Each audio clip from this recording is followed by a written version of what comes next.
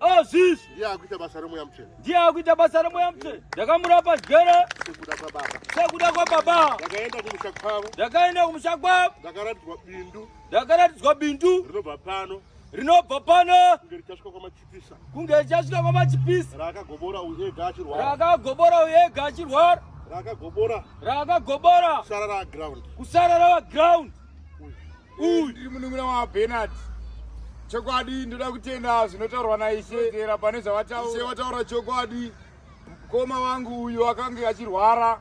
Mukoma wangu kurwara kwaaita akanga achiita sekutaura oga, sekuti chero ukataura naye iye waiguma achitaura ega nyaya dzake asi asinganzwi zvaunotaura iwe. Zvino ndakazofonerwa ndiri kuSouth Africa indashandira kuPretoria. Mama wenyu awana 3 days akarara asingamuke, uyezve anokumashure kwaizvozvo aiti akarara na12 nhasi aimuka na12 dzakuswera mangwana. Zvino ndanzwa izvozvo handina kutora nguva, ndakakwira bhazi ndobva ndaenda kumba. Ndichienda kumba ndakandomuona. Ini kuSouth Africa ndakanga ndagara namusangana naishe Tenzba wamagrazi kuCosmo City 1 June ndaisangana nawo kakawanda iko. Ndakaenda kumba ndakatobva kuSouth Africa nechirongwa chekuda kundotora Bernard ndiende naye kuHighfields kuLusaka. Ndobva tafonera ishe ndiri kumusha ndikati ishe takuuya nemurwere wenyu. Ishe vakati uyai. Patakauya naye pano Bernard akanga asingadyi chikafu. Aiti kana ndikamupa ndiro yesadza aitokonona neni kuti unoisepiko sadza rakawanda kudai. Wakakura usingadyi here siyana nesadza.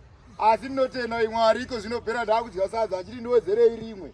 Ndinotenda Mwari yezvino Bernard ava kuenda kuchechi ega kudondimutsawo kuti pamini mukai tibate mwaka. Zvinhu zvanga asingaiti taitokonana kana ndichitana mate. Ndinotenda ishe naizvozvo ichiti Mwari awedzere simba nemakore kuna Tenzi Michael. Varambe vane simba vakabata matambudziko edu vachiwakurira sezvavanoita. Nhamo yenyu ichapera zvachose. Ndinopika nezwi rababa. Ndinopika nezwi rababa.